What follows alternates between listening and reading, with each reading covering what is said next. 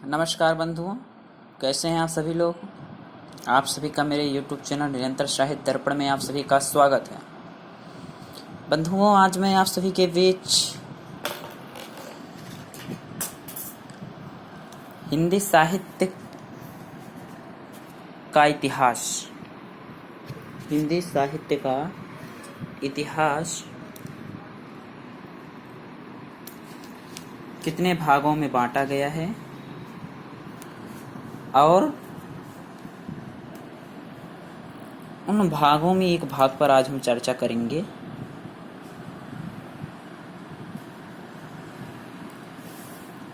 तो हिंदी साहित्य का इतिहास 4 भागों में बांटा गया है। कितने भागों में? 4 भागों में। आदिकाल, भक्तिकाल, रीतिकाल और गद्यकाल। आदिकाल में साहित्य मानव समाज के विविध भावों एवं नीति नवीन रहने वाली चेतना की अभिव्यक्ति है। किसी काल विशेष के साहित्य की जानकारी से तदयुगीन मानव समाज को समग्रतः जाना जा सकता है और दूसरे शब्दों में किसी काल विशेष के साहित्य में पाई जाने वाली प्रवृत्तियां तत्कालीन परिस्थितियों के सापेक्ष होती हैं। यह सिद्धांत इस बात की आवश्यकता पर बल देता है कि साहित्य के प्रेरक तत्व के रूप में हम युगीन परिवेश को अवश्य जान लें। आदिकालीन साहित्य में इसका अपवाद नहीं है। इस काल के साहित्य में जो प्रमुख विशेषताएं उपलब्ध हो रही हैं वे तदयुगीन परिस्थितियों से विकसित हुई हैं। अतः हम यह भी कह सकते हैं कि आदिकालीन साहित्य की प्रमुख प्रवृत्तियों से परिचित होने से पूर्व कारण स्वरूप तत्कालीन राजनीतिक, धार्मिक, सामाजिक एवं सांस्कृतिक परिस्थितियों का आकलन कर लेना चाहिए। और हिंदी साहित्य का आदिकाल आचार्य रामचंद्र शुक्ल के अनुसार संवत 1050 से 1375 ईस्वी तक माना जाता है। आचार्य रामचंद्र शुक्ल के अनुसार आदिकाल को वीर गाथा काल के नाम से जाना जाता है और उन्होंने इसकी समय सीमा बताई है आदिकाल की 1050 से 1375 ईस्वी तक। और पूर्व मध्यकाल को उन्होंने भक्ति काल का नाम दिया। पूर्व मध्यकाल को उन्होंने भक्ति काल का नाम दिया। संवत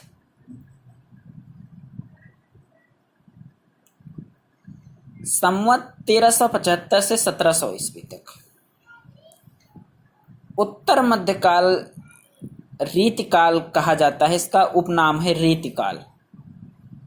संवत 1700 से 1900 ईस्वी तक।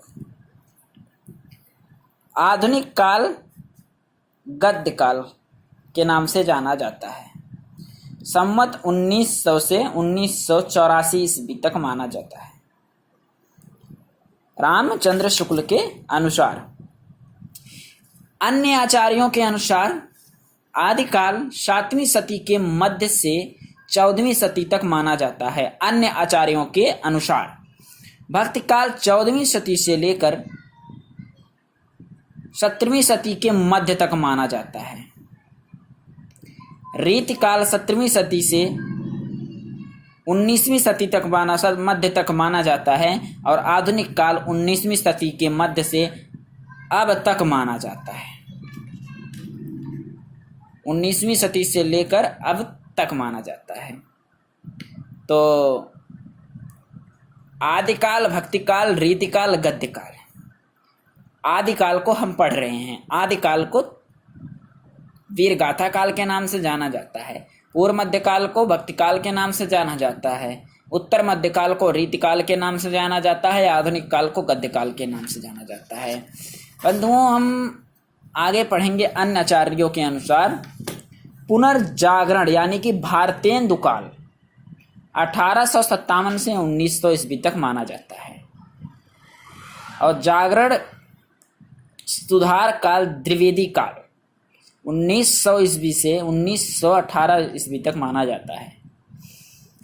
और छायावाद काल जो है 1918 से 1938 ईस्वी तक माना जाता है। और छायावादोत्तर काल जो कि प्रगतिवाद और प्रयोग काल के नाम से जाना जाता है उसे 1938 से 1953 ईस्वी तक माना जाता है। 1938 से लेकर 1953 ईस्वी तक माना जाता है छायावादोत्तर काल, जिसका नाम है प्रगति प्रयोग काल। और उसी में से निकल कर आता है नवलेखन काल। नवलेखन काल 1953 ईस्वी से अब तक 1953 ईस्वी से अब तक माना जाता है नवलेखन काल। तो बंधुओं, हिंदी भाषा के जो प्रथम कवि हैं डॉक्टर शिव सिंह सेंगर ने 7वीं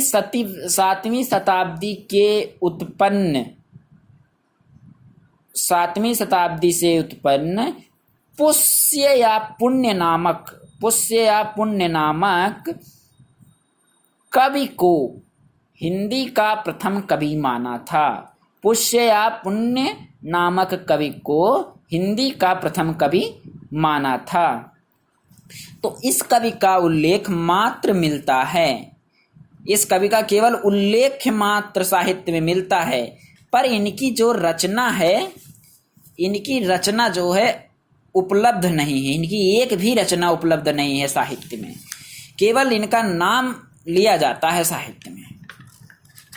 तो इस प्रकार राहुल सांकृत्यायन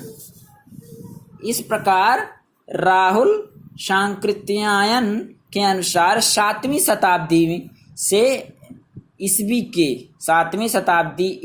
के सरहपाद को हिंदी का प्रथम कवि माना जाता है। वे 84 सिद्धों में से एक माने जाते हैं। कितने सिद्धों में से? 84 सिद्धों में से। इसी प्रकार आदिकाल में लिखा गया जो साहित्य है वह अपभ्रंश साहित्य के प्रमुख कवि, आदिकाल में जो साहित्य लिखा गया, पहला साहित्य क्या है? अपभ्रंश साहित्य के प्रमुख कवि जो हैं स्वयंभू हैं, और उनकी जो रचना है, जो साहित्य है आदिकाल में लिखा गया अपभ्रंश में, वो रचना है पौम चर्यु अपूर्ण। पहला क्या है? पौम चर्यु अपूर्ण। दूसरा है रिठड़ेमि चर्यु, और तीसरा है स्वयंभू छंद। तीसरा क्या है? स्वयंभू छंद। अब आगे है दूसरी जो अपभ्रंश रचना है, कवि जो हैं पुष्पदंत कवि हैं, उनकी आचार्य जो हैं पुष्पदंत है, उनकी जो रचना है, उन्होंने कहा कि ये पहले शैव, मतलब उनको पहले ये जो थे पहले शैव थे, फिर ये बाद में क्या हो गए? आश्रयदाताओं के आग्रह पर ये जैन हो गए। पहले क्या थे? पहले ये शैव थे, फिर बाद में जैन हो गए आश्रयदाता के आग्रह पर। अब इनकी जो रचना है महापुराण, रड़य कुमार चर्यु, और तीसरी रचना है इनकी जसहर चर्यु। महापुराण, रड़य कुमार चर्यु और जसहर चर्यु पुष्पदंत की रचना है। ये शैव थे पहले, आश्रयदाता के आग्रह पर जैन हो गए। ठीक, आगे बढ़ते हैं। आगे धनपाल की रचना है भविष्यत कहा। अब्दुल रहमान का संदेश रासक खंड काव्य है। जोइंदू का परमात्म प्रकाश योगसार, परमात्म प्रकाश योगसार रचना है। ठीक, धनपाल का भविष्यत कहा रचना है, अब्दुल रहमान का संदेश रासक खंड काव्य रचना है, और जोइंदू का परमात्म प्रकाश योगसार रचना है। तो बंधुओं, आगे है दूसरा जो साहित्य है सिद्ध साहित्य आता है हमारा। सिद्ध साहित्य के प्रमुख कवि कौन हैं? अब सिद्ध साहित्य के प्रमुख कवि कौन से हैं? सरहपा दोहा कोश, इन्होंने इनकी रचना जो है दोहा कोश है। क्या है बंधुओं? दोहा कोश की रचना की है सरहपा ने। अब दूसरे जो सिद्ध साहित्य के कवि हैं सबरपा नाम है। क्या नाम है उनका? सबरपा की जो रचना है चर्यापाद है। क्या नाम है? चर्यापाद।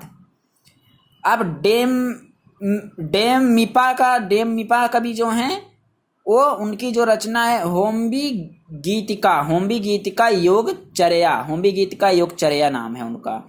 इन्होंने डोमिपा, इन कवि का नाम है डोमिपा, इन्होंने रचना की होम्बी गीतिका योग चर्या। ठीक। अब अगला जो साहित्य है हमारा नाथ साहित्य आता है। कौन सा बंधुओं? नाथ साहित्य। अब नाथ साहित्य के जो प्रमुख कवि हैं ना वो गोरखनाथ जी हैं। कौन से?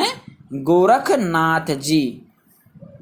इन्होंने शबदी पद के साथ रोमावली भी लिखी, रोमावली और ज्ञान तिलक पंचमात्रा। गोरखनाथ ने हठ योग का उपदेश दिया और हा का अर्थ इन्होंने सूर्य बताया और तथा ठा का अर्थ इन्होंने चंद्र बताया। बंधुओं हा का अर्थ इन्होंने क्या बताया है? सूर्य। और ठा का अर्थ इन्होंने क्या बताया है? चंद्र बताया है। तो इन दोनों का योग अगर हम करेंगे हा जमा ठा का योग जब करेंगे तो क्या होगा? हठ योग। तो नाथ साहित्य के प्रमुख कवि गोरखनाथ ने किसका किया है? गोरखनाथ ने हठ योग का उपदेश दिया है। अगर प्रश्न आता है तो क्या आएगा कि हठ योग का उपदेश किसने दिया है? गोरखनाथ ने। गोरखनाथ ने कौन सा उपदेश दिया है? हठ योग का। ठीक। हा का अर्थ है सूर्य और ठा का अर्थ है चंद्रमा। तो हा और ठा जमा कितना हो गया? हठ योग। ठीक है बंधुओं, आगे बढ़ते। तो रासो साहित्य के जो प्रमुख कवि हैं वो चंद बरदाई हैं। कौन से हैं? रासो का साहित्य के प्रमुख कवि चंद्र बरदाई थे, जो पृथ्वीराज रासो हिंदी साहित्य का पहला महाकाव्य माना जाता है। हिंदी साहित्य का पहला महाकाव्य कौन सा माना जाता है? पृथ्वीराज रासो हिंदी साहित्य का पहला महाकाव्य माना जाता है। और चंद्र बरदाई जो है रासो काव्य के पहले कवि माने जाते हैं। चंद्र बरदाई द्वारा ये रचित है पृथ्वीराज रासो हिंदी का पहला महाकाव्य। दूसरे कवि है नरपति नाल कौन है? दूसरे कवि नरपत नाल हैं, जो बीसल देवरासो गेय काव्य में इसमें भोज पर मार की पुत्री राजमती, इसमें इन्होंने भोज परमार की पुत्री राजमती और अजमेर के चौहान राजा बीसल देव तृतीय के विवाह वियोग एवं पुनर्मिलन की कथा प्रस्तुत की गई है। आगे हमारे जो कवि आते हैं, एक बात नरपत नाल को फिर से देख लेते हैं। बीसल देवरासो गेय काव्य में इसमें जो मिलता है प्रमाण, इसमें भोज परमार की पुत्री है और राजमती जिसका नाम है, और अजमेर के चौहान राजा बीसल देव तृतीय के विवाह वियोग एवं पुनर्मिलन की कथा प्रस्तुत की गई है। जगनिक परमाल, ये जगनिक कवि हैं। इनकी जो रचना है परमाल रासो। जंजल का हमीर रासो रचना है। क्या रचना है इनकी? हमीर रासो जंजल की। अब हम आ जाते हैं आदिकालीन के अन्य जो प्रमुख कवि हैं उनके नाम। अब भट्ट केदार जो हैं, जयचंद्र प्रकाश, जो आदिकाल के अन्य प्रमुख कवि हैं भट्ट केदार हैं। जयचंद्र प्रकाश महाकाव्य में महाराज जयचंद के प्रताप और पराक्रम का वर्णन इन्होंने इसमें दिखाया है। जयचंद्र प्रकाश में महाकाव्य महाराज जयचंद के प्रताप और पराक्रम का वर्णन इन्होंने बड़े सुंदर ढंग से दिखाया है। अब अगला जो है हमारा मधुकर कवि आते हैं। दूसरे कौन से हमारे?